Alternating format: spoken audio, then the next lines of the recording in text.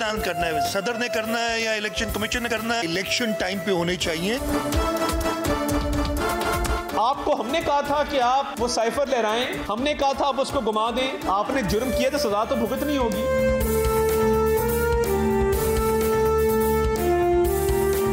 हमारा ये यकीन और मानना है जो चैलेंजेस हमारे सामने हैं उन चैलेंजेस के साथ निबर्दज़मा हुआ जा सके। Within 48 hours we will come up with a policy also.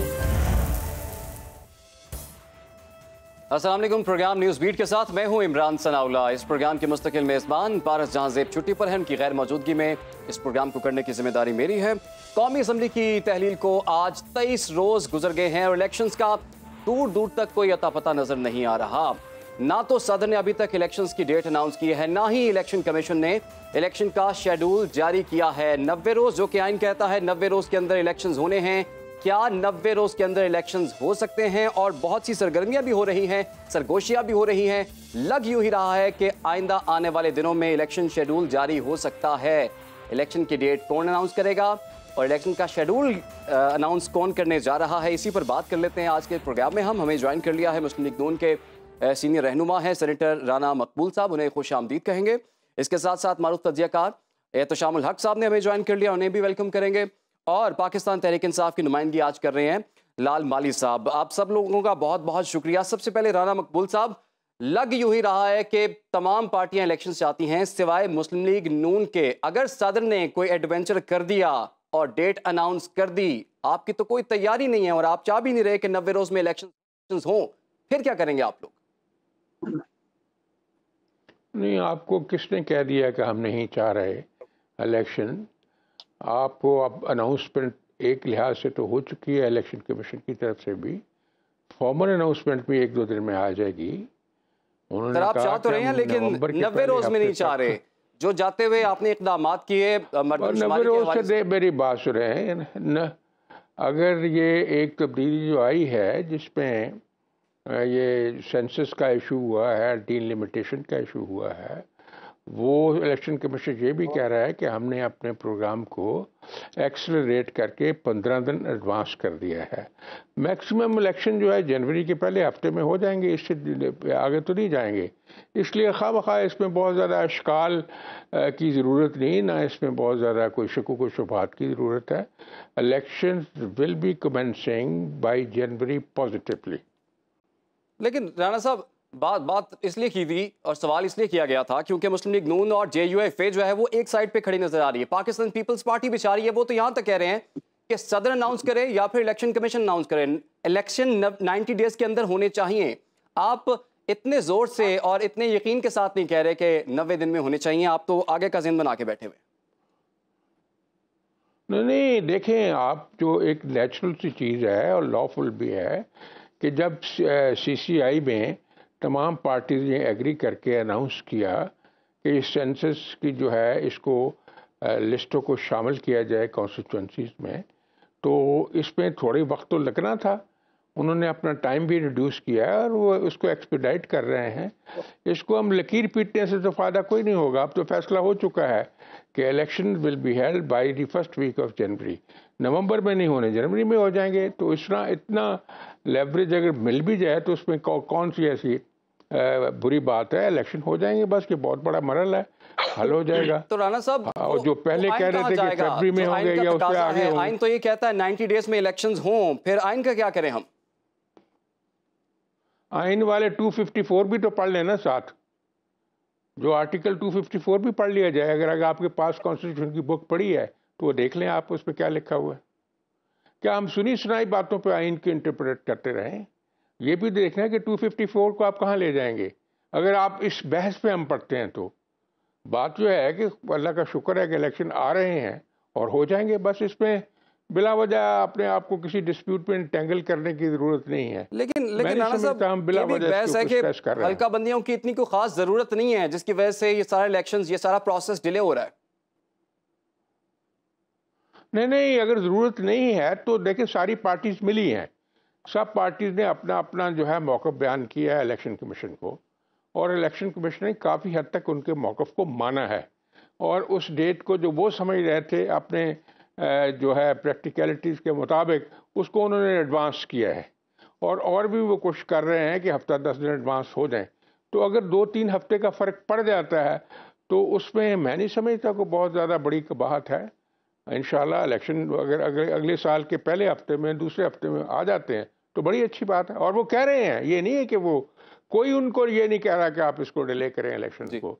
सारी पार्टीज जो हैं इस चीज़ पे अब आपस में भी, इनसाइडर भी यही बात कर रहे हैं।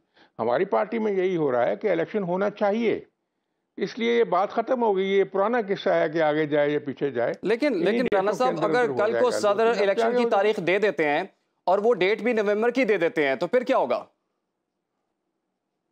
दे दें, फिर उसको लीगली देखा जाएगा। अगर इलेक्शन कमीशन के पास कोई ऐसा प्ली होगी तो वो प्ली ले जाए, कोर्ट में चले जाए, सदर के पास ले जाए। ये तो बेसिकली लीगल इशू है ना सारा, कि अगर वो सदर साहब जो अनाउंस कर देते हैं और इलेक्शन कमीशन का अलग को मौक़िफ़ है तो वो सामने लेके आए। इसमें गवर्नमेंट का या किसी और पार्टी का तो कोई ताल्लुक नहीं है। It is between the election commission and the president. अगर इलेक्शन कमीशन ये समझे कि पॉसिबल है सदर के इस डेट को अबाइड बाई करना तो वो अनाउंस कर देंगे हम इसको अबाइड बाइड करेंगे।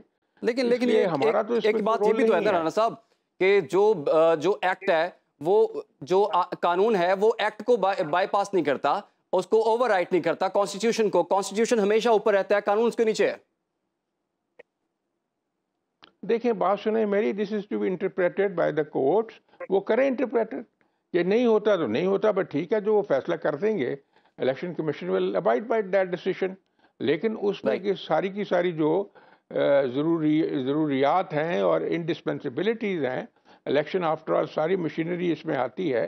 तो अगर वो कहते हैं कि जी ये नया इशू आ गया था, ये भी तो कैसे हो सकता है कि आप इलेक्शन आ गया, आपकी सेंसस मुकम्मल हो गया, how can you disenfranchise the people जिसकी लिस्टें बन गई? राइट, ये भी तो आइन की प्रोविजन ही है ना।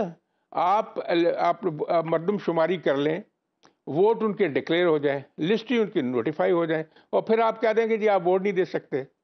ये क्या फंडामेंटल राइट्स की वायलेशन नहीं है? ठीक है जी। इसलिए सारे इशू को न्यूट्रलिटी के साथ और इम्पार्शियलिटी के साथ देखने की जरूरत है। ठीक है, लाल मलिक साहब, आपने भी मुस्लिम लीग नून के दोस्त की बात सुन ली है।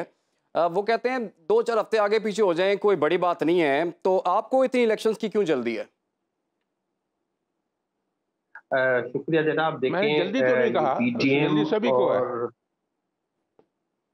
पीटीएम और इत्तेहादी हुकूमत जो थी उन्होंने फैसला कर लिया था कि वो अपने बचाव के लिए वो पाकिस्तान के आइन का वो पामाइल करेंगे, वो उनको जो है उस पर अमल नहीं करेंगे, और वो उन्होंने किया भी और करते आ रहे हैं। अब इलेक्शन के दो एस्पेक्ट है, एक लीगल एंड कॉन्स्टिट्यूशनल है और दूसरा मॉरल है। कॉन्स्टिट्यूशनल पे तो आप बहुत क्लियर है। देखिए आइन का आर्टिकल 224 कहता है कि इलेक्शन 90 दिन के अंदर होना चाहिए, और ये जो इलेक्शन कमीशन और इत्तेहादी हुकूमत जो थी हमारी साबका, वो इस पे है कि नहीं, इलेक्शन एक्ट जो है वो प्रोसीड करता है, और इलेक्शन एक्ट का भी सेक्शन 30 का सब सेक्शन 2 की बात कर रहे हैं, वो सब सेक्शन की 1 बात नहीं कर रहे हैं, जिसमें वो क्लियरली जो है एक्ट है वो कहता है कि सब्जेक्ट टू द कॉन्स्टिट्यूशन। लेकिन लाल माली साहब, वो जो सेनेटर राना मकबूल साहब ने 254 का जो हवाला दिया है कि ठीक है, अगर एक खास वक्त के अंदर एक काम नहीं हो रहा तो उसके इजाफा वक्त लेके थोड़ा सा उस पर काम कर लिया जाए, तो उससे मुकम्मल कर लिया जाए, कोई इतनी बड़ी बात नहीं है। 254 जो है सीट्स की एलोकेशन के बारे में है। सीट्स फिर भी जो है रीएलोकेट नहीं हो रही है, ना किसी सूबे की बढ़ रही है, ना किसी कौमी असेंबली की बढ़ रही है। बस ये इनको एक बहाना चाहिए, ये खौफजदा है। मैं जो मॉरल जो बात कर रहा हूँ, आप अभी की बात छोड़ दें, पंजाब में और जो केपी में जो इलेक्शन थे, जो जनवरी में जो असेंबली डिसॉल्व हुई, वो आज तक नहीं हो सके। ये कह रहे हैं कि चले जाए कोर्ट में, पर कौन सी कोर्ट में जाए, किस मुल्क की कोर्ट में जाए? सुप्रीम कोर्ट तो चीख के कहती रही आपको कि आप जो है मई में इलेक्शन कराएं, आपने उस पर इलेक्शन कराए नहीं। आपने सीसीआई का जो आप कहते रहे कि हम जो है पुरानी मर्दमशुमारी पे, आपके वुज़रा राना सनाउल्लाह खुद ये कहते रहे कि हम पुरानी मर्दमशुमारी पे इलेक्शंस कराएंगे, लेकिन कुछ ही दिन पहले, इनके जाने से पहले, ये क्या करते हैं कि वो आके वहां पे वो मंजूर कर लेते हैं। अब पीपल्स पार्टी भी ड्रामा कर रही है। पीपल्स पार्टी ने वहां बैठ के उसको एंडोर्स किया है और आज वो कह रही है कि हमने एंडोर्स भी किया है।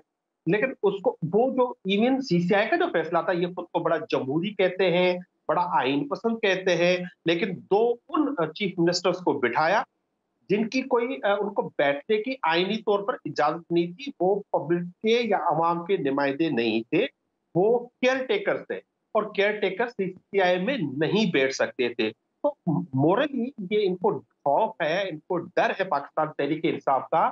इन्होंने को जेल में डाल के देख लिया। इनको जो इनके हैंडलर्स हैं वो इनको कह रहे हैं आप इलेक्शन में आए, लेकिन ये भागते हैं। ये उनको कहते हैं कि आपने तो तब भी कहा था, जब याद हो जब पंजाब की 20 सूबाई सीट्स में जब इलेक्शन हुए थे और 16 पे। लेकिन लाल वली साहब, ये जो मरदमशुमारी का जो आपने जिक्र किया है, ये तो सुप्रीम कोर्ट में मामला चैलेंज हुआ है, लेकिन अभी तक सुप्रीम कोर्ट ने टेक अप नहीं किया। आप समझते हैं कि सुप्रीम कोर्ट इस पे फैसला कर दे? फिर देखिए, सुप्रीम कोर्ट ने फैसले किए। सुप्रीम कोर्ट ने मेरा ख्याल में एक हफ्ता भी नहीं गुजरा है, एक और इनकी पिटीशन डिसमिस कर दिया है। उसमें 90 डेज से आगे जाने का सवाल ही पैदा नहीं होता। कोर्ट ने कह दिया है। अब कोर्ट इनके घर घर जाके कह आए, वो तो सर पंजाब का नजरसानी वाला केस था, ये मर्दमशुमारी वाला डिफरेंट केस है। नहीं, बात मर्दमशुमारी को भी आप छोड़ देना। अभी तो क्या है, इलेक्शंस। अब इनको ये इतना इलेक्शन से भाग रहे थे कि 2 दिन पहले असेंबलियां तोड़ दी ताकि 90 डेज का तो कम से कम रिलीफ इनको मिले। इलेक्शंस के हवाले से आइन बहुत क्लियर है। आइन को इंटरप्रेट करने का हक सुप्रीम कोर्ट रखती है। उन्होंने इंटरप्रेट कर दिया है कि 90 दिन के बाद एक दिन भी आप आगे नहीं जा सकते, और अगर इलेक्शन कमीशन जाना चाहती है तो उनको आना पड़ेगा सुप्रीम कोर्ट में और अपने वो वजूहात पेश करनी पड़ेगी। आप ही कह रहे हैं कि ये लोग भाग रहे हैं। आप ये बताइए, इनको भागने से क्या मिल रहा है? नवंबर में ना हो, जनवरी के एंड पे या जनवरी के स्टार्ट में इलेक्शंस हो जाएं, क्या हो जाएगा? सर देखें, भागने से इनको ये मिलेगा कि नवाज शरीफ यहाँ से जेल में थे, मुल्क से भाग गए, एक 50 रुपए का एफिडेविट देके आज तक नहीं आए। इसाक डार और शहबाज शरीफ आपने भेजा सर? आप नहीं? उनको देखिए, इसाक डार को मैंने भेजा, शहबाज शरीफ को 4 दिन पहले मैंने भेजा।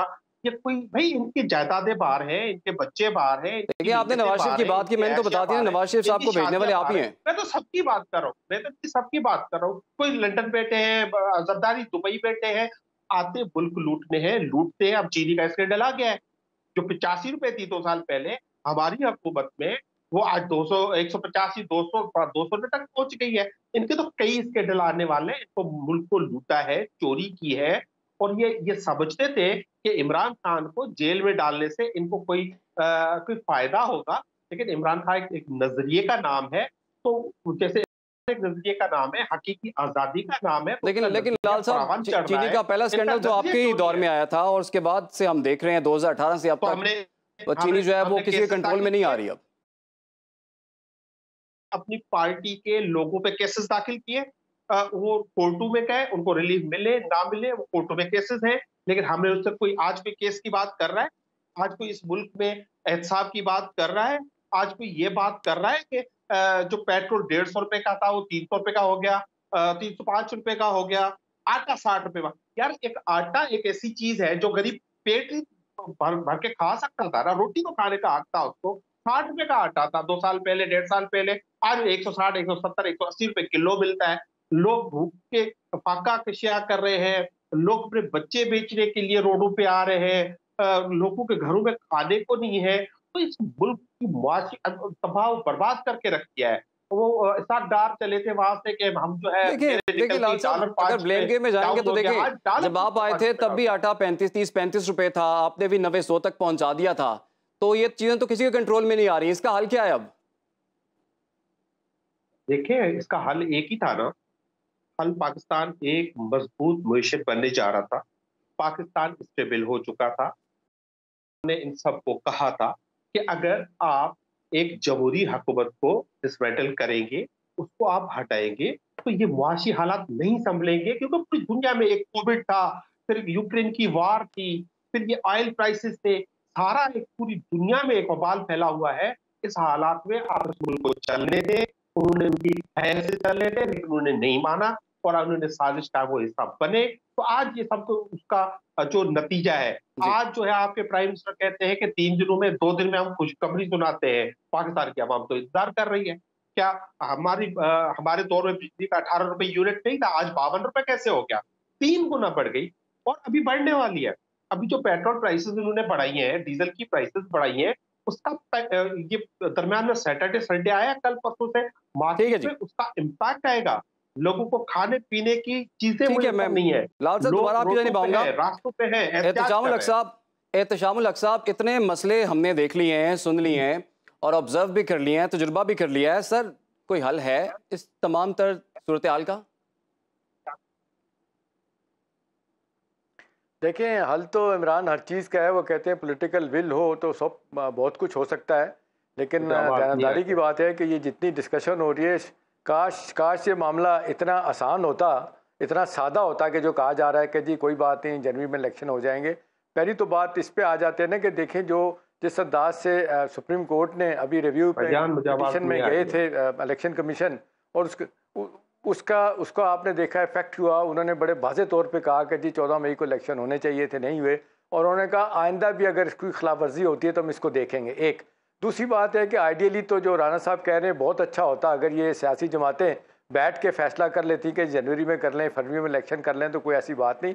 लेकिन मसला ये नहीं है। अभी देखें पीडीएम की बड़ी जमातें, पीपल्स पार्टी, पीएमएलएन, आज बिल्कुल एक दूसरे के खिलाफ हो गई हैं। वही पीपल्स पार्टी जिसने सीसीआई में बैठ के फैसले किए, कैबिनेट में बैठे हुए थे, आज वो कहते हैं कि नहीं जी हमें 90 दिन के अंदर इलेक्शन चाहिए। तो सवाल ये है कि इस वक्त उनका भी पैटी पॉलिटिकल इंटरेस्ट है। और दूसरी तरफ हम देख लें पीएमएलएन, जाहिर है तो एहतशाम साहब जिस तरह से आपने पाकिस्तान पीपल्स पार्टी का जिक्र किया है, तो इस तब्दीली, इस यू टर्न को आप किस तरह से लेते हैं?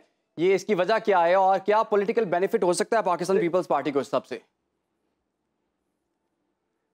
देखिए, सवाल तो ये है कि पहले जब हुकूमत में थे तो धीरे धीरे आहिस्ता आहिस्ता एक बात कहा करते थे, देखें जी हमारे तो हाथ में कुछ नहीं है, असल हुकूमत तो पीएमएलएन के पास है। देखें उनके पास वजारत ख़जाना उनके पास है, कॉमर्स मिनिस्ट्री उनके पास है, इसी तरह से एनर्जी का सेक्टर उनके पास है, वाटर की मिनिस्ट्री उनके पास है। वो कहते थे हमारे पास तो एक बड़ी क्लाइमेट चेंज वाली मासूम सी जो है ना वो मिनिस्ट्री है, शहरी रहमान के पास या फॉरेन मिनिस्टर के पास फॉरेन मिनिस्ट्री थी। वो कहते हैं जी हम तो कुछ नहीं कर सकते थे, करता धरता तो ये पीएमएलएन वाले थे। अब वो जान छुड़ाना चाहते हैं, अगरचे मैं नहीं समझता वो बिल्कुल पार्ट एंड पार्सल थे, इक्वली टू बी ब्लेम्ड अगर कोई चीज़ ख़राब हुई है। लेकिन इस स्टेज पे अब क्योंकि इमरान इलेक्शन होने जा रहे हैं, अब जाहिर है उनको ये पता चल गया कि मिल के इलेक्शन नहीं लड़ना, लहदा लड़ना है। जरदारी साहब ने तीसरी अटैम्प्ट करके देख लिया, पंजाब में जाके वो जो चाह रहे थे, नवाज शरीफ साहब से चाह रहे थे 15 से 20 सीटें मिल जाए, वो नहीं हुई। फिर जनूबी पंजाब से वो इलेक्टेबल्स की जो बंदे लेके आना चाहते थे, उसमें उन्हें खातिर खा कामयाबी नहीं हुई। अब उनको नजर आ रहा है कि जी स्टेज पे वो बिल्कुल डिफरेंट होके आए। देखे ना कितना रोने का मकाम है कि आज तीनों पार्टियां ये बात कर रही हैं, एहतजाज में शामिल हो गई हैं। जो इस वक्त आप देख लें जो ये बिजली का क्राइसिस पैदा हुआ है, मतलब आप देख लें कि तीनों जमातें इसमें इक्वली जो है ना जिम्मेदार हैं, उन पर ब्लेम आता है। सब जमातों ने इस पर अपना रोल प्ले किया। अब इस स्टेज पे आके अपने आप को कहना जी हमारा कसूर नहीं, तो कोई नहीं मानेगा। पहली बात तो इमरान ये है कि इलेक्शन के मसले में मुझे लगता है कि मामला इतना आसान नहीं है। फिर आप देख लें वो जो 5th फ्लोर पे मुलाकात आजकल में सदर साहब से किसी की हुई है, किनकी मुलाकात हुई है, फिर देख लें फॉर्मर फर्स्ट लेडी बुशरा जो है ना, उनके बारे में, बुशरा साहबा के बारे में जिस तरह कहा जा रहा है कि जी उनको कोई बाहर की एक बड़ी शख्सियत मिली है और इमरान खान साहब को ले जाने की बातें हो रही हैं। तो ये पिछले 2-3 दिन से इस्लामाबाद में बहुत चीज़ें हो रही हैं। अब ख़तरा इस बात का है कि अगर फ़र्ज़ करें डेट दे दी उन्होंने, प्रेसिडेंट साहब ने इलेक्शन की, तो एक मुश्किल हो जाएगी, क्योंकि इलेक्शन कमीशन तो कहता है ना कि जी वो जो लेकिन एहतशाम साहब ये जो आप बता रहे हैं कॉन्फ्लिक्ट जो नजर आ रहा है हमारे पास कि डेट सदर साहब ने देनी है या इलेक्शन कमीशन ने देनी है, वजारत कानून ने तो क्लियर कर दिया है कि जी ये डेट जो है इलेक्शन कमीशन ने देनी है, लेकिन सदर साहब नहीं मान रहे। आप समझते हैं कि सदर साहब ये एडवेंचर कर सकते हैं, तारीख देते हैं, तो फिर उनको रियलिटी चेक भी तो दे दिया गया ना, वो तो अपना सेक्रेटरी भी तब्दील नहीं कर सके, क्या तारीख देने के बाद मसला हल हो जाएगा? इस हवाला देखिए, इस हवाले से वकला की बॉडीज़ का अपना एक नुक्ता नज़र है, सुप्रीम कोर्ट बार एसोसिएशन का अपना नुक्ता नज़र है। वो ये कहते हैं कि नहीं जी 90 दिन से आगे इलेक्शन नहीं जा सकता। और इस हवाले से बहुत सारे लोग कहते हैं कि जी जब तक आइन में तरमीम ही नहीं हुई तो और अपना जिस अंदाज से अभी डिलिमिटेशन की बात हो रही है, वो ये कह रहे हैं कि जी हदबंदियाँ हो भी जाती हैं तो 2 नए मेंबर होंगे, पार्लियामेंट ही नहीं है, तो वो कहाँ से जनाब किस तरीके से वो आएंगे। एक और दूसरा सदर साहब के इख्तियार के बारे में जो बातें आ रही हैं ना, वो इन दिनों में ये हो रहा है कि शायद वो मेरा ख्याल है एस्टैब्लिशमेंट भी चाहती है कि ये मसला एमिकेबली हल हो जाए, ये दोबारा एक कॉन्स्टिट्यूशनल क्राइसिस ना पैदा हो। और फिर ये केयर टेकर्स तो नए आए हैं, जाहिर सी बात है इन्हें तो आप ब्लेम नहीं दे सकते, ये तो अब बड़ी मुश्किल में है। अब जिस अंदाज से कंटिन्यूएशन इकोनॉमिक पॉलिसीज का होना चाहिए वो करने की कोशिश कर रहे हैं।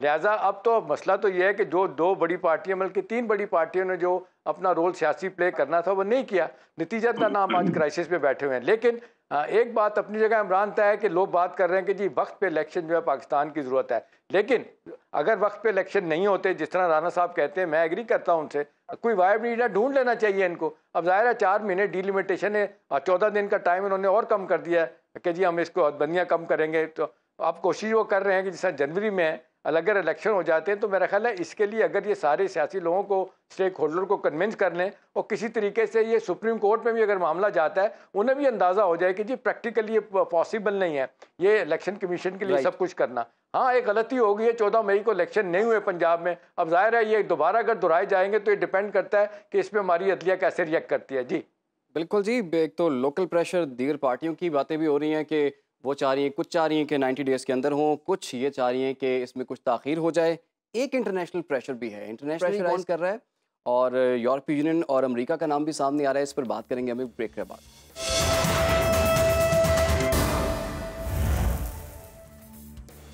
Welcome back. इलेक्शंस होंगे, ये नहीं अभी पता कि कब होने जा रहे हैं, लेकिन राना मकबूल साहब, आप तो अपना सारा पॉलिटिकल कैपिटल जो है वो दाव पर लगा चुके हैं। आप तो खुद ये कह चुके हैं कि हमने सियासत नहीं बचाई बल्कि रियासत बचाई है। तो आने वाले इलेक्शंस में फिर आपकी क्या तैयारी है? इस पॉलिटिकल कैपिटल के साथ आप किस तरह से इलेक्शन में जाएंगे? आपके पास क्या है अब? मैं छोटी सी, अगर मुझे इजाज़त दे, क्लैरिफिकेशन कर दूं जी। इत्शामुल हक साहब, ऑनरेबल इत्शामुल हक साहब मेरे लिए बड़े काबिल एहतराम हैं। उन्होंने एक बात कही कि वो जो नई बननी है हल्का बंदियाँ, उसमें जो इलेक्शन एक्ट में एक अमेंडमेंट की गई है ना जी, वो नोटिस भी नहीं आ सकी। जो आखिर में कमेटी बनी थी जिसमें तमाम पार्टियों के नुमाइंदे थे, जिसमें अली ज़फ़र साहब थे पीटीआई के और बाकी सब पार्टियों के थे, उन्होंने कलेक्टिवली ये डिसाइड किया था कि जो वोटों की लिस्ट में इजाफा होगा वो शामिल होगा और वोट रजिस्टर जो हुए हैं वो शामिल होंगे। फ़र्क ये तो सिर्फ ये है कि पहले हर कॉन्स्टिट्यूंसी जो है वो ज़िले की हद तक ख़त्म हो जाती थी। अगर उसमें वोट ज़्यादा होंगे, मसलन एवरेज रखे गए हैं, ग़ालिबन आबादी 9,60,000 कितनी रखी गई है, उससे ज़्यादा होंगे तो वो साथ वाला जो डिस्ट्रिक्ट है उसका बॉर्डर एरिया उस कॉन्स्टिट्यूंसी में फ़िलहाल शामिल कर लिया जाएगा। इत्शामुल हक साहब ने सही ये बात कही और आप भी सही कह रहे थे, इमरान साहब आप कह रहे थे कि कॉन्स्टिट्यूशनल अमेंडमेंट की ज़रूरत उस सूरत में है जब नंबर ऑफ जो है ना मेंबर्स में इजाफा हो, तो तब ज़रूरत है इसकी कॉन्स्टिट्यूशनल अमेंडमेंट की। अब जो जितना इजाफा हुआ है वोटर्स में, वो अपनी अपनी कॉन्स्टिट्यूंसीज के बॉर्डर एरिया में अगर ज़िले के अंदर नहीं पूरे आते तो उसमें वहाँ वो एडजस्ट होंगे। एक तो ये। दूसरी बात जो बार बार कहा जा रहा है कि सदर का व्यू होगा, लेकिन सदर ने अपने व्यू के लिए लॉ डिपार्टमेंट को, लॉ डिवीजन को लिखा, लॉ डिवीजन ने ओपिनियन दी है।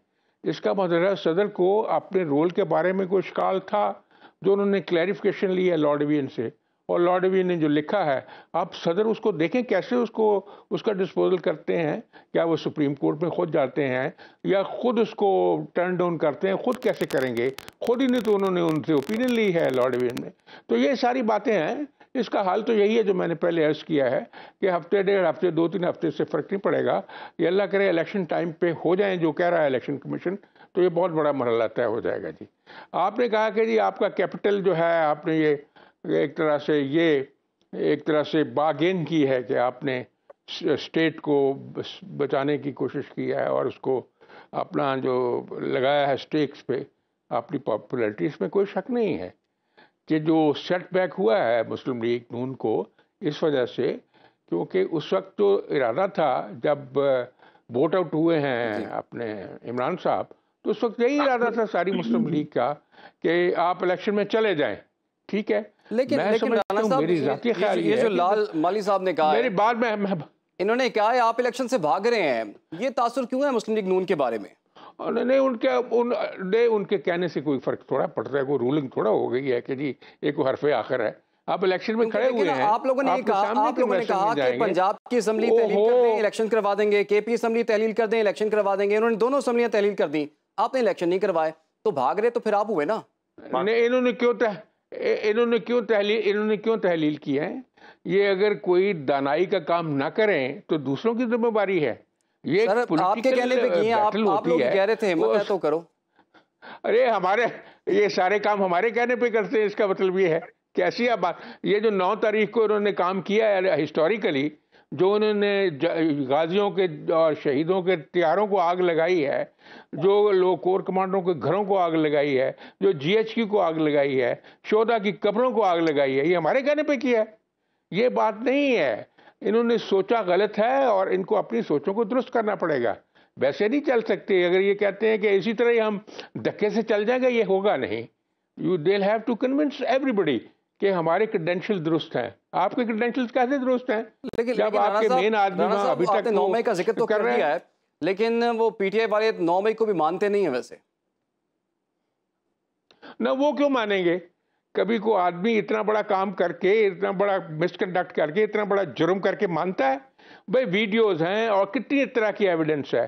सोनोग्राफिक एविडेंस वहाँ है, फोरेंसिक एविडेंस वहाँ है, सर्कमस्टांशियल एविडेंस वहाँ है, और फिर ग्राफिक एविडेंस वहाँ है, रिकॉर्डेड एविडेंस वहाँ है, इंटरसेप्शंस वहाँ हैं, कन्फेशंस वहाँ। कौन सा ऐसा पीस ऑफ एविडेंस है जो उनके खिलाफ नहीं है?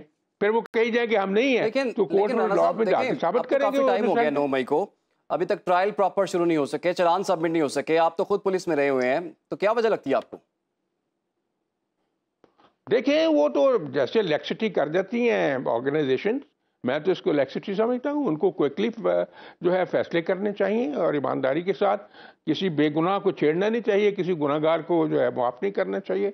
दे should not touch any innocent person even with a long pole. लेकिन जिसने जुर्म किया है, उसको जुर्म किया, उसका मुआवजा होना, उसको आंसरेबल रखना चाहिए, ईमानदारी से किया जाए। ठीक है, और without further loss of time किया जाए। हाँ जी, ठीक हो गया। लाल मली साहब, मैं आपकी जानिब आऊँगा। आपको क्या लगता है, पिछले 16 माह कह लें या उससे पहले कह लें, कहाँ PTI से गलती हो गई और आपको नाकाबिल तलाफी नुकसान पहुंच गया उससे? पर PTI से कोई ना, PTI ने गलती की है। PTI पाकिस्तान के आइन, पाकिस्तान की जमहूरियत, पाकिस्तान के कानून, पाकिस्तान के अवाम के साथ खड़ी है। 9 मई को भी आप गलती नहीं मानते? 16 माह में या 17 माह में, देखिए, हमने 9 मई की मजम्मत की, हम वाकई की आज भी मजम्मत करते हैं और हमने मुतालबा किया कि इसकी एक इंडिपेंडेंट इंक्वायरी की जाए। ना राना साहब के कहने पे किया जाए, ना मेरे कुछ कहने पे किया जाए। एक ऐसा कमीशन बने तो इसकी इंक्वायरी करे। वो कमीशन जो है आज तक नहीं बना, वो बनना भी नहीं था, उसकी इंक्वायरी होनी नहीं थी, क्योंकि उसको बहाना बनाकर जो कुछ हुआ है, यानी कि नहीं, तो जिन लोगों की फुटेजेस सामने आ चुकी हैं, जियो फेंसिंग में जिन लोगों की प्रेजेंस शो हो गई है, आप उसको भी इनकार कर रहे हैं? तो भाई साहब, मेरी बात तो सुने ना। मैं राना साहब की बात ही मान लूं, मैं आपकी बात ही मान लूं, तो फिर ये 9 मई का मुकदमा है जिसमें लोग गिरफ्तार होते हैं, जिनको उठा लिया जाता है, तो वो एक प्रेस कॉन्फ्रेंस करने से वो कैसे खत्म हो जाता है? मुकदमा वो केस ही खत्म हो जाता है, वो बंदा ही जो है निखर जाता है। ऐसा क्या तो कुछ तो होता है। तो ये बातें करना कि 9 मई के वाकये में पाकिस्तान तहरीक-ए-इंसाफ मुलविस थी, ये इंतहाई सख्त नाजायजी है। और खासतौर पर अगर कोई सीनियर और मोअज़्ज़ज़ सियासतदान ऐसी बात करे कि इस तरह की इल्जाम तराशी करे और वो खुद मुतालबा ना करे कि इसकी एक इंडिपेंडेंट इंक्वायरी होना चाहिए। राना साहब तो पुलिस में भी रहे हैं, राना साहब को ने तो खुद वो इल्जाम है आसिफ ज़रदारी के जो है ज़बान काटने का। वो 14-14 साल वो जेल में रहे, उनके मुकदमात का कभी फैसला नहीं हुआ। आज वो लेकिन JITs तो बनी हुई है जी, प्रोसिक्यूशन अपना काम कर रहा है, बयानात लिए जा रहे हैं, अपना काम तो चल रहा है। करें भाई, इस पे तो ज्यादती और जो बदनीयती इस हद तक है कि इमरान खान जेल में थे 9 मई को, उनको रेंजर्स उठा के लेके इस्लामाबाद हाई कोर्ट से पूरी दुनिया ने देखा, उनको भी 9 मई के मुकदमात में शामिल कर दिया गया। और शाह महमूद कुरैशी वो कराची में थे, मैं उनके साथ बैठा हुआ था, हम एक मीटिंग में थे, एक शादी में भी थे, एक तकरीब में भी थे, उनकी मिसेस की तबीयत भी खराब थी, वो कराची में थे, उन पे मुल्तान और लाहौर में। लेकिन लाल साहब, प्लान तो पहले का हुआ था ना, तो आप अंदाजा लगाए। प्लान तो पहले का हुआ था। ये सर, प्लान पहले का हुआ था तो ये रुकते, ये जो आपको पता है ना, पाकिस्तान तहरीक इंसाफ का अगर कारवां जाना चाहता था अपना डी चौक की तरफ, तो एक ट्रकों के हिसाब से इन्होंने आंसू गैस चला के रोका।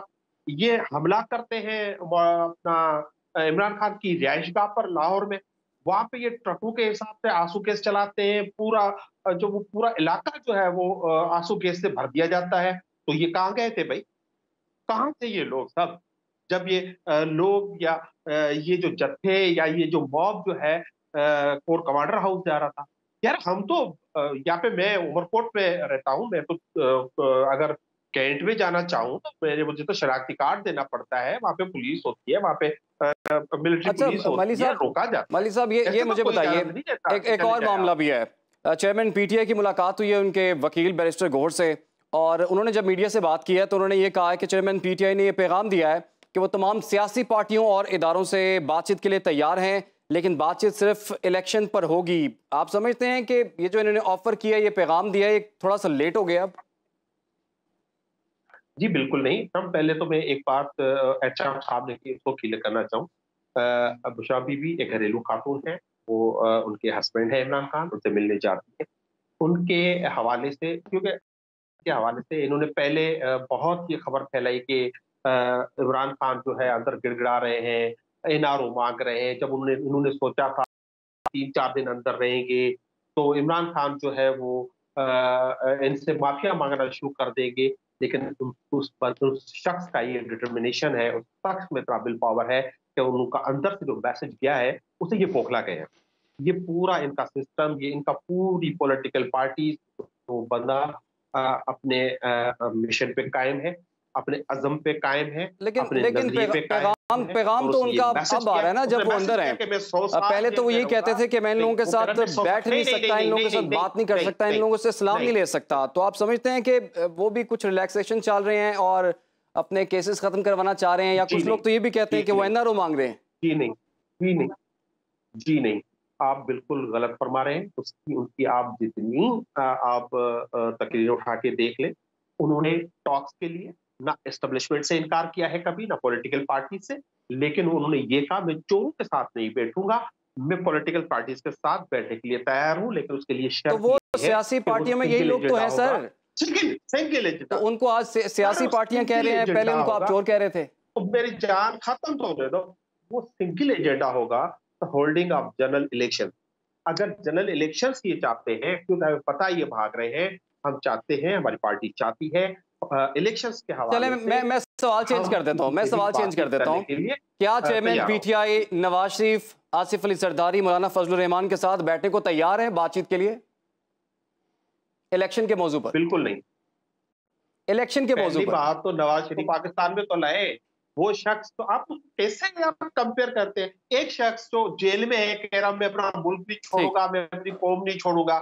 एक वो शख्स जो भगोड़ा है, भाग के यहाँ से बाल मुल्क से भाग गया है, उसे क्या बात करनी है?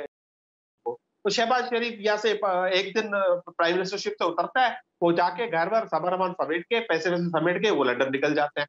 आसिफ जरदारी साहब वो दुबई निकल जाते हैं। वो तो आते हैं हुक्मरानी करने हैं, वो तो मुल्क लूटने आते हैं। इमरान खान को उनसे क्या बात करनी है? किसी से कोई बात नहीं करनी है। पाकिस्तान तहरीक इंसाफ सिर्फ इलेक्शन की बात करना चाहते हैं कि पाकिस्तान के अवाम को ये मौका फराहम करें, इमरान खान को नहीं, कि वो अपना हक इस्तेमाल करे। आप पूरी दुनिया को कहते हैं कि जहां जहां पे कब्जे हैं, जो मकबूजा इलाके है, वहां पे उन लोगों को हक होना चाहिए कि वो अपना जो है वोट का इस्तेमाल करें। तो पाकिस्तान के अवाम को वोट का हक दे, पाकिस्तान के अवाम को वोट का हक होना चाहिए, बिल्कुल होना चाहिए जी। एहतशाम उल हक साहब, ये जो पैगाम आ रहा है बातचीत का, ठीक है जी। एहतशाम साहब, ये जो बातचीत का जो पैगाम जो अभी तक सामने आया है, आपको लगता है कि बातचीत का कोई माहौल है या फिर ये माहौल बन सकता है? देखिए, कुछ हवालों से तो आप का ये लफ्ज़ सख्त हो जाएगा कि स्टबन है पीटीआई के चेयरमैन। लोग कहते हैं ज़िद्दी हैं, बात नहीं मानते हैं, अपनी बात मनवाते हैं। मैं नहीं कहता। परवेज़ खटक साहब जो है वो जिस तरीके से बातें करते हैं, परवेज़ खटक ने तो ये भी दावा किया है कि जी 4 मौक़ों पे तय हो गया था कि इलेक्शन होने जा रहा है। हमने कहा कि मामला ठीक है, और इवन पिछले साल मई में शहबाज शरीफ साहब ने ऐलान कर देना था कि इलेक्शन होने जा रहा है, लेकिन उस वक्त पीटीआई के चेयरमैन ने कहा नहीं, शायद ये इनिशिएटिव हमसे ले लिया जाएगा, लोग समझेंगे कि ये अपने तौर पे कर रहे हैं। मैं चाहता हूँ कि मेरे दबाव यानी PTI के दबाव पे आने के बाद ये इलेक्शन का ऐलान करें, तो ज़ाहिर है फिर शहबाज शरीफ साहब इससे पीछे हट गए। देखिए इमरान, बात यह है कि माज़रत के साथ गलतियों से जो लोग नहीं सीखते उनके लिए फिर परेशानियाँ होती हैं। अभी आप इस तरह देख लेना कि पूरे सियासी अमल का नुकसान किसको हुआ, ये 15 महीने में क्या हुआ, उससे पहले क्या हुआ, ये सारा PTI को नुकसान हुआ। इलेक्शन दूर हुए, PTI को नुकसान हुआ। आर्मी चीज़ अपनी मर्जी का लगवाने चाहते थे, वो नहीं लगा, वो नुकसान हुआ। अब इस स्टेज पे जब इनके लोग कहते रहे इनको भी इस तरह ना करें, मामलात को समेटने की कोशिश करें। और आज मेरे भाई ने तो PTI वाले ने कह दिया, जब आपने बड़ा ब्लंट सवाल पूछा कि जी आपका लीडर मिलना चाहेगा इन लोगों से, वो कहते नहीं। भाई क्यों? आप ये तो इल्ज़ामात ही है ना, चाहे PMLN पे लगाए, किस पे लगाए, अदालतों से या तो बरी हुए या ये है कि उनको ज़मानतें वहाँ से हुई। आप इल्ज़ाम लगाते हैं, आप पे भी तो करोड़ों इल्ज़ाम लगे हुए हैं ना। आप भी सारा वक्त यही कहते हैं कि जी मेरे लीडर पे इल्ज़ाम लगे हुए हैं। अब ये बुज़दार पे, फरागोगी पे और फॉरेन फर्स्ट लेडी, उनके मियाँ, उनके बच्चे, वो जो खबरें आती रही हैं आज तक आती हैं, 5 से 10 करोड़ रुपया लेके वो जिस तरीके से लोगों को पोस्टिंग ट्रांसफ़र होती थी, ये इतनी आसानी वाली बातें तो नहीं है ना। ये सारी चीज़ें आप जहन में रखनी चाहिए। असल बात यह है कि सारे मामले को इस तरह देखना चाहिए कि आज इमरान खान साहब मुश्किल में हैं। अब उनको नज़र आ रहा है कि भी शायद बातचीत का दरवाज़ा, बेशक वो नहीं चाहते होंगे कि जी मैं कोई पोजीशन ऑफ वीकनेस से मैं बात करूं, लेकिन जब आप तकरीबन 1 महीना रह जाते हैं जेल में, तो आपको अंदाज़ा होना चाहिए, हो जाता है कि उन्होंने जेलर से पूछा भी था वहाँ पे अटक जेल में कि जी बताएं कितना वक्त लगता है यहाँ से निकलने के लिए। उन्होंने कहा जी सब्र करना पड़ेगा आपको। तो सवाल ये है कि जो वो हमेशा यही कहा जाता है कि जी जो आप कर रहे होते हैं वो कभी ना कभी माते अमल भी फिर होता है। लेकिन तो एहतशाम साहब, चेयरमैन और वाइस चेयरमैन और बाकी क़यादत अगर जेलों में हो तो एक पार्टी के लिए कितना मुश्किल होगा इलेक्शंस में जाना और फिर इलेक्शन जीतने की कोशिश भी करना। देखिए इन्हें तो परवाह नहीं है माजरत के साथ, PTI की क़यादत, इनके लोग जो हैं वो तो ये कहते हैं कि जी कोई फ़र्क नहीं पड़ता, कुछ सारे चले जाएं छोड़ के। कभी ऐसा भी होता है सियासी जमातों में स्ट्रॉन्ग लीडर होते हैं, इलेक्टेबल्स होते हैं, ग्रास रूट लेवल से लोग आए होते हैं। आप क्या करेंगे कि खंबे को खड़ा करके वोट देंगे? ऐसा नहीं होगा। ठीक है, मैं नहीं कहता कि उनका वोट बैंक खत्म हो गया, होगा, डेफिनेटली होगा, लेकिन इनको जो नुकसानात हुए हैं सियासी तौर पे इन्होंने कभी इदराक ही नहीं किया। अभी जो राना साहब बात कर रहे थे, 9 मई के बाद जो कुल्हाड़ा इन्होंने अपने पाँव पे मारे हैं वो सारी एविडेंस मौजूद है। आज भी ये स्टेट ऑफ डिनाइल में रहे कि हमने कुछ नहीं किया, तो कोई बात मानने के लिए तैयार नहीं है। ये तो वो रेड लाइन थी जो इन्होंने अबूर की है। इनकी पार्टी के लोग भी आप देख लें, जब बात करते हैं प्राइवेटली भी कहते हैं कि हमसे गलत हुआ। मैं तो लोगों से सवाल करता हूं कि आपने नहीं किया, मान लिया आपको ट्रैप करके ले गए थे, क्या आपको अकल नहीं आई थी कि आपको ट्रैप करके लेके जा रहे हैं वहां पे? आप वहां पे जाके हसन न्याजी वो क्या कहते हैं ट्राउजर को लेके उछाल लेके इस तरह से बाकी जगहों पे जो कुछ हुआ, तो ये ऐसा नहीं है कि इतनी आसानी के साथ लोगों को हजम हो जाएगा, या लोग ऐसे नहीं है कि लोगों को समझ नहीं है। हाँ, गलतियां बेताशा हुई हैं, आज भी अपना गलतियों को दुरुस्त करके मेन स्ट्रीम के सियासतदानों से बात करें, बातचीत करनी चाहिए, उसके अलावा कोई हल नहीं है। अभी भी आप देखें कहते हमने बात नहीं करनी, तो फिर क्या होगा? आपके साथ ना एस्टैब्लिशमेंट है। मज़ेदारी की बात यह है, ये अफसोसनाक बात है कि पहले आप कहते थे मुझे किसी से बात नहीं करनी, गिरफ्तारी से पहले मुसलसल आप कहते रहे कि जी मैं एस्टैब्लिशमेंट से बात करना चाहता हूँ, मुझसे बात नहीं करना चाहते। भाई इन हालात में आपसे बात नहीं करेंगे, इसको अनडू करेंगे, माफ़ी मांगनी पड़ेगी पूरी कौम से जो 9 मई को हुआ है। ये लोग भूलेंगे नहीं इसको, उसके बाद से भी कोई बातचीत का दरवाजा खुलेगा। वैसे आपने तो छोड़ देना, आपने माफी की बात की है, कल कोई है, आपने माफी की बात की है। चौधरी परवेज लाई साहब के साथ क्या हो रहा है? उन्होंने ऐसा क्या जुर्म कर दिया, उनको माफी नहीं मिल रही? देखिए जी, बात यह है कि ये तो चीजें सियासत का हिस्सा है ना। वही चौधरी शुजात हैं जिनको परवेज लाई है, जिनको इमरान खान साहब पंजाब का सबसे बड़ा डाकू कहा करते थे। ठीक है ना, वो ठीक है जो भी है। अब सवाल ये है कि इनके ज़माने सब कुछ नहीं है। मैं जस्टिफाई नहीं कर रहा, गलत हो रहा है। अगर उनको अदालतें छोड़ रही हैं तो डेफिनेटली उनको गिरफ्तार नहीं करना चाहिए। आपने क्या किया? अमेरिका में बैठ के आप ऐसा क्या करते थे? मैं जाके देखूंगा कि नवाज शरीफ के कमरे में अगर लगा हुआ ऐसी तो निकाल के फेंकूंगा, मैं सबको ये करूंगा। और हनीफ अब्बासी के बारे में कहा जाता है हथकड़ियाँ लगा के तस्वीरें मुझे भेजी जाए, तो जाहिर सी बात है ये तो होगा। ये 90 की दहाई में पीपल्स पार्टी PMLN के दरमियान हुआ है, पैथोलॉजिकल हेट्रेड आज हम PTI और PMLN के अंदर देख रहे हैं। ठीक है, राइट। राना साहब ठीक है, आपने ये बात कही पहले कि ठीक है अगर नवंबर में नहीं होते, जनवरी में हो जाएंगे, फरवरी में हो जाएंगे, ठीक है हम लोग सब्र कर लेते हैं, आवाम शायद सब्र कर भी ले। लेकिन सर जो बिल आ रहे हैं, महंगाई इतनी ज्यादा हो रही है, आवाम उस पर सब्र नहीं कर पा रहे, इसका क्या हाल है? देखें जी, मैं इत्तेफाक से लाल साहब को पता है, जो कमेटी मेरे पास है सेनेटर, सेनेट कमेटी जिसे कैबिनेट कमेटी कहते हैं ऑन सेनेट, तो उसने ये टेकअप किया जुमे वाले दिन। कमेटी का फैसला ये था कलेक्टिवली, वहाँ इसको भी बुलाया हुआ था, चेयरमैन नेपरा को भी। इसको कह दिया गया है कि आप जो टैक्स लगाए हैं इसको आप वापस लें या बिल्कुल वसूल नहीं कर सकेंगे। ये कमेटी का फैसला है, पार्लियामेंट्री ओवरसाइट में पार्लियामेंट का फैसला है, वो नहीं कर सकेंगे। आप बिजली के रेट्स नहीं बढ़ा सकेंगे क्योंकि वो कर रहे थे। इसका हल ही ये है कि फौरी तौर पे जो इतने एक्सेस रेट्स आए हैं, टैक्स तकरीबन आधा है जो कंजम्पशन है यूनिट्स की, सारे का सारा टैक्स जो है इसको क्लोज किया जाए, इसको माफ़ किया जाए और जो पेमेंट जेन्युइन बनती है उसको डेफर किया जाए। लेकिन राणा साहब ये थोड़ा सा कंफर्म कीजिएगा कि आप ये कह रहे हैं, आपने नेपरा को कहा है कि जो बिजली में जो एक्सेसिव टैक्सेशन लगाई है, जो इतने टैक्सेस लगा दिए गए हैं, आप ये टैक्सेस नहीं ले सकते, और जो आपने फैसला किया है क्या उन पे बाइंडिंग है?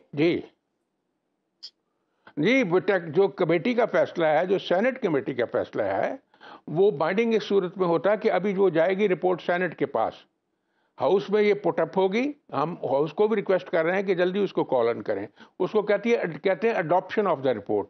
जब ये रिपोर्ट अडॉप्ट हो जाएगी then it will be mandatory, it will be directory for the NEPRA not to receive these bills, जिसका मेंशन किया गया है उसकी कमेटी के ऑर्डर में। तो ये इस तरह होगा। ये अपने लेवल पे तो हम अपने एफर्ट कर रहे हैं। आईएमएफ से राब्ता किया गया है, लेकिन आईएमएफ ने एक मर्तबा फिर इस निगरान गवर्नमेंट को टफ टाइम दिया है और वो लोग नहीं मान रहे इस पे, तो कैसे दे सकते हैं इतना रिलीफ? फिर देखिए जी, गवर्नमेंट जो है वो अपने लेवल पे कर रही है। मैं तो पार्लियामेंट की बात कर रहा हूँ, मैं तो सेनेट की बात कर रहा हूँ, जिसकी एक सेनेट जो ओवरसाइट है, parliamentary oversight, that's legitimate responsibility and duty of the parliament to intervene. जब इस किस्म की बात हो तो हमने इंटरवीन कर दिया है। अब आप देखेंगे इसका रिजल्ट निकलेगा, इतना आसान नहीं होगा। लेकिन राणा साहब, अगर आपकी बात मानी जाती है तो इसमें आवाम का ही फायदा है। आवाम बिजली की कीमत देने के लिए तो तैयार है, लेकिन टैक्सेस देने के लिए तैयार नहीं है इतने ज्यादा।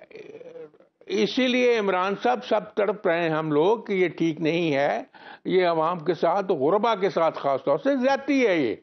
अगर हमें ये इसको रोकना पड़ता, हमें रोकना चाहिए। कोई इसमें हम we should again talk to the IMF कि हमारे हालात ठीक नहीं हैं, हमारे गरीब लोग जो हैं वो तड़प रहे हैं, इसलिए हम अफोर्ड नहीं कर सकते। ये कहना जरूरी है और इसको करना भी जरूरी है। जो इतनी महंगाई हो गई है, इसका हल क्या आपके ख्याल में? मेरा ख्याल आप क्लोज करने वाले, मैं जरा थोड़ा सा जी प्लीज तहसीन लाल साहब को पेश कर दूं, अगर मुझे आप इजाजत दें। जी क्विकली। मैं बड़ा शुक्रगुजार हूँ इत्शामुल हक साहब का। वो काबिल हैं, तजर्बाकार हैं, नेक नीयत हैं, समझदार हैं। उन्होंने एक तरह से जो कह दिया है सारा कुछ, वो हरफ आखिर है। मैं कुछ नहीं कहना चाहता। जो लालदीन साहब ने जबान इस्तेमाल की है, करना चाहता हूँ। मैं भी तो बात कर रहा हूँ ना। मैं ठहरो यार, बात तो सुनो ना लाल साहब, मैं भी तो बात कर रहा हूँ ना। मैंने कोई ऐसी ड्रोगेटरी कोई प्रोवोकेटिव बात की है? इनकी लीडरशिप ने मैं को ठग कहा है या चोर कहा है या ये कहा? ओ खुदा के लिए लालदीन साहब, मैं उस वक्त भी कहा करता था, अल्लाह के से डरो, अत न चुको। तुम लोगों ने अत उठाई हुई थी, यू हैड टू पे थ्रू नोज। अब भी अत बंद कर दो वरना आपको ज्यादा सजा मिलेगी। खुदा के लिए रुक जाओ, झूठ बोलना बंद करो। जितनी बातें उन्होंने की हैं मेरे बारे में बात, इसने सब झूठ बोला है। It's all lies, it's all pack of lies. Lal Sahab ने कह दिया अत न चुको। First order. चल यार छोड़ना, मैं तेरी इज्जत करता हूँ, तू मेंबर पार्लियामेंट था, मैं इज्जत करता हूँ, आपसे प्यार करता था, आपने आके झूठ बोलना शुरू कर दिया यार। को खुदा का खौफ खाओ। मौका दीजिएगा राणा साहब, पहले बताया सही मैंने क्या बोला है। राणा साहब, मैंने कौन सा झूठ बोल किया? मैंने सुन लिया सारा जो आपने बोला ना। नहीं दिया भाई नवाज शरीफ को कोर्टों ने सजा दी है ना। छोड़ दो ना यार, छोड़े आप ऐसी बातें ना करें। आप हमारे कुलीग हैं, आपने वो गंद डाला यहाँ आके दूध क्या, कौन सा सच बोला आपने? मैंने इमरान खान के बारे में कोई ऐसी बात कही है? मैंने इमरान खान के बारे में कोई ऐसी बात कही है? आपने मैंने कोई ऐसी जुबान इस्तेमाल की है? भाई ख्याल करो, भाई एक फोरम देखो जहाँ आप बैठे हुए हो, एक शाम जैसे मौजूद लोग बैठे हुए हैं, तुम वही बेजारी जुबान इस्तेमाल कर रहे हो। This very bad, this very bad. आपकी ये हालत जो होगी, वेरी बैड, ऐसे नहीं करना चाहिए। मैं आपकी इज्जत, अब सुनने एक मिनट, मैं आपकी इज्जत करता हूँ, एहतराम करता हूँ। आपका जो ब्लड प्रेशर चढ़ रहा है ये अवाम का रिएक्शन की वजह से है, मेरी वजह से नहीं। आप आवाम में जा नहीं सकते, गुस्सा मुझ पे निकालेंगे, कुछ नहीं होना है इसका। शाम साहब ने जो बात की कि बातचीत करो, तो भाई बातचीत में क्या मुझे आर्टिकल 224 पढ़ के बताना है इमरान खान को, नवाज शरीफ को? आइन पे अमल करो, ये क्या बात है? बातचीत करो, मिलके बैठना पड़ेगा। ये सिर्फ ये वो प्रोपेगेंडा करते हैं, वो बयानियां बनाते हैं जो चाहते हैं कि इन मुल्क में चोरों को एनआरओ मिले, चोरों को एक्सेप्ट किया जाए, जो इमरान खान किसी भी सूरत में नहीं करेंगे। कितने सादा लोग हैं। इमरान खान ने जेलर से पूछा, एहतिशाम साहब लास्ट कमेंट आपका सर। टाइम लगता है, हद कर दी एहतिशाम साहब। एहतिशाम साहब देखिए, मैं ये बातें कर रहा हूँ, इन्हें बता दें कि ये इनके बकौला की बातें हैं जो रिपोर्ट हुई हैं। देखें, ये बिजली के बारे में जो आप बात कर रहे हैं ना, ये 700 रुपए की चोरी है, फिर ट्रांसमिशन लॉसेज हैं, फिर उसके बाद डिस्ट्रीब्यूशन लॉसेज हैं। इनको खत्म करने का एक ही तरीका है कि जी ये आपकी डिस्कोज और जिनको जो है इनको प्राइवेटाइज करें और ये लोगों पे से बोझ कम करें। कुछ चीजें अच्छी हैं, जैसे अब बात हो रही है केयरटेकर्स अपना रोल प्ले कर रहे हैं, टीम अच्छी है, अपने फील्ड के मास्टर सारे, उम्मीद करनी चाहिए। बहुत शुक्रिया लाल माली साहब, आप सब लोगों का बहुत बहुत शुक्रिया। तमाम लोग जो हैं वो आपस में ही अपने मसाइल में उलझे हुए हैं, आवाम का किसी को कोई ख्याल नहीं है, आवाम का कुछ ख्याल करें, वो लोग बेचारे मर रहे हैं। इजाज़त दीजिए।